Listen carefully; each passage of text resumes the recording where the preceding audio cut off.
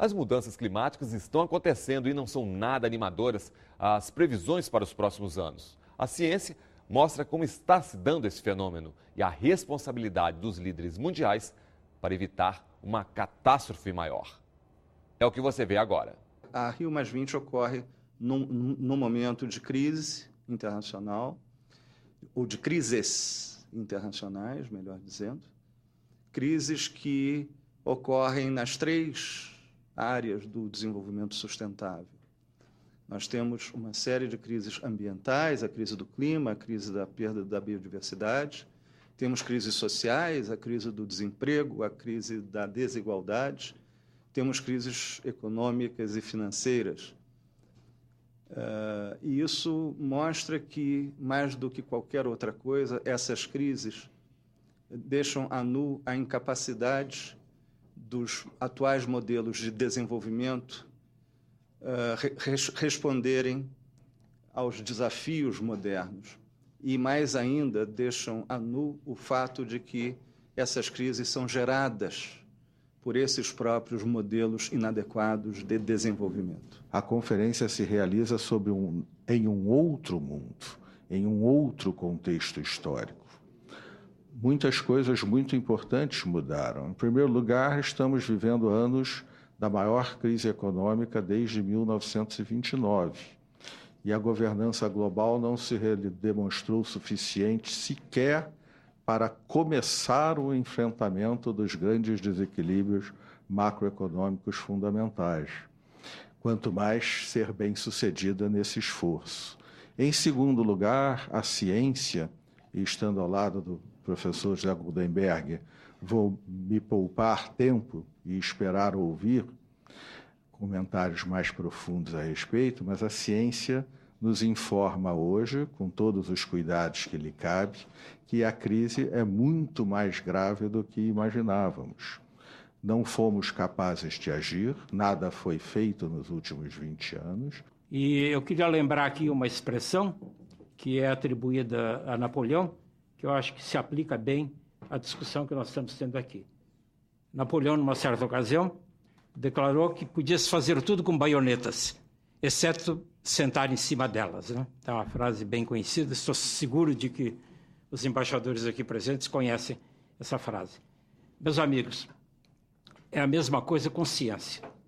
Se pode falar o que quiser, mas não é possível desobedecer os ditames da ciência. Como os senhores sabem, no mundo em que nós vivemos, existe uma enorme quantidade de erupções vulcânicas, de ventos nos desertos, de erosão e por aí afora. Os geólogos calcularam qual é a quantidade de matéria, de massa, que é movimentada pelas forças naturais, todo ano.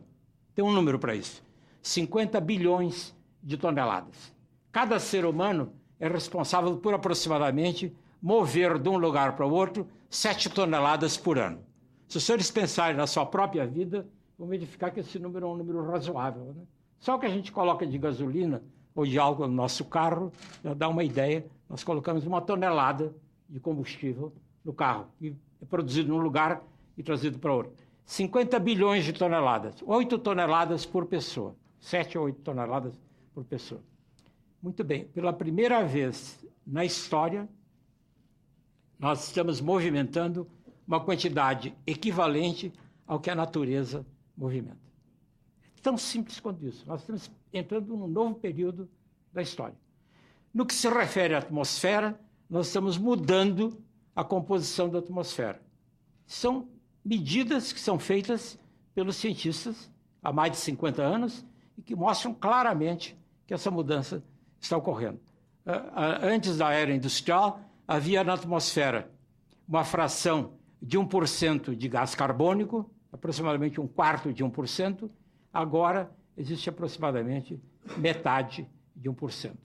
Isso é, nós estamos mudando a camada que cobre a Terra. E, portanto, o equilíbrio da atmosfera está mudando. É por isso que o clima está mudando. Há um fenômeno que está ocorrendo em São Paulo, presidente, muito interessante. Chove, agora no verão, praticamente todo dia, a mesma quantidade de água que chovia nos últimos 10 anos. Se a quantidade média de água que se precipita da atmosfera é aproximadamente a mesma. Só que, em vez de ela se precipitar num período de 3 horas, ela se precipita num período de 15 minutos. Portanto, a cidade de São Paulo se tornou uma cidade que tem 100, 200, 300 pontos de inundação todo dia. Esse resultado é uma das previsões dos estudos científicos sobre as mudanças climáticas. A Rio+20 se realiza na seguinte situação. Não é possível permitir um aquecimento global superior a 2 graus centígrados no século XXI, dizem os líderes de Estado do mundo e ratificados. E eu, com toda a subjetividade de uma opinião, mas tendo por detrás quase um consenso científico, digo, é impossível. Já perdemos o tempo, não há mais nada a fazer. 2 graus centígrados, que é o limite do perigo, nós já passamos em muito. Mesmo que haja um excelente acordo pós-Durban, mesmo que haja um acordo bom. Eu vou precisar o que isso significa. Nós já temos contratado, mesmo que passemos pela mais acelerada transição tecnológica de toda a história da humanidade, 3 graus centígrados, uma boa estimativa. 3 graus centígrados não é só 1 grau a mais, é 50% acima do limite do perigo. Mas nós só conseguiremos passar a 3 graus centígrados se houver uma revolução. Não é transformações ou mudanças. Para passarmos, chegarmos ao final do século em que estamos, 50% acima do limite do perigo, para conseguir esse risco já inaceitável, os anos de 2020 a 2040, depois de 2050, serão as maiores, terão que ser das maiores transformações econômicas, e o professor Eduardo poderia explicar, políticas, e da sociabilidade, porque a desigualdade está na base disso. Quem aquece o planeta não são 7 bilhões de pessoas, é 1,5 bilhão. 5 bilhões e meio querem muito esquentar o planeta. E tem todo o direito a isso, se o modelo é esse. Só que não dá. Business as usual, para usar o jargão anglo-saxônico, do jeito que fazemos negócios hoje, os modelos do mundo, são 30 e tantos, 8 são mais consistentes, indicam que nós chegaremos no final do século a temperatura de 5 a 6 graus centígrados. Na minha visão, as perspectivas da conferência não são positivas.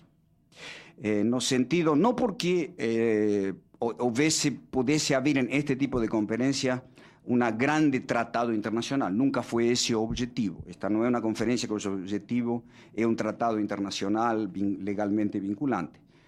Mas é uma conferência que poderia ter um papel fundamental na criação de consensos básicos novos de upgrade do passado. No sentido de que 20 anos se passaram, 25 desde a formulação do conceito de desenvolvimento sustentável por la Convenção Brundtland em 1987, 20 anos desde a Conferência de Rio, e como muito bem colocou o professor Bessman, a gravidade, primeiro reconhece a gravidade dos problemas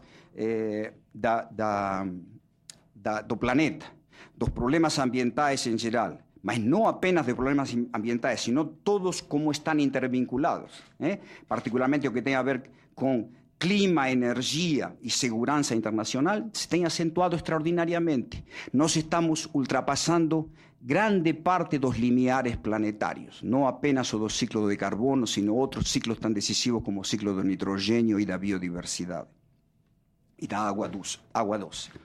Então, o que se poderia esperar desta conferência é um avanço equivalente ao da Rio 92, mesmo que seja num plano puramente normativo, mais simbólico, E eu não vejo que isso vai acontecer. De modo que não se trata da querer que a Rio+20 repita a Rio 92, são duas épocas completamente diferentes. São dois momentos absolutamente díspares.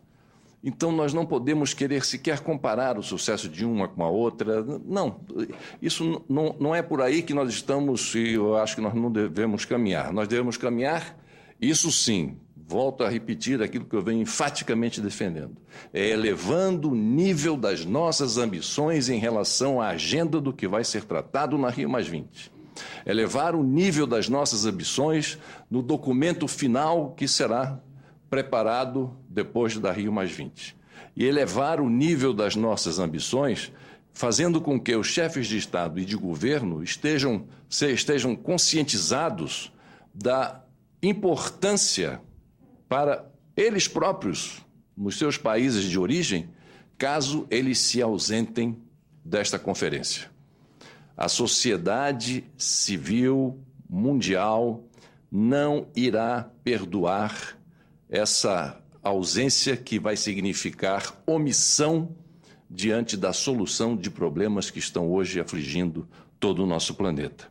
No próximo bloco, o legado da Rio+20 e o papel do Brasil como anfitrião do encontro. A gente volta já.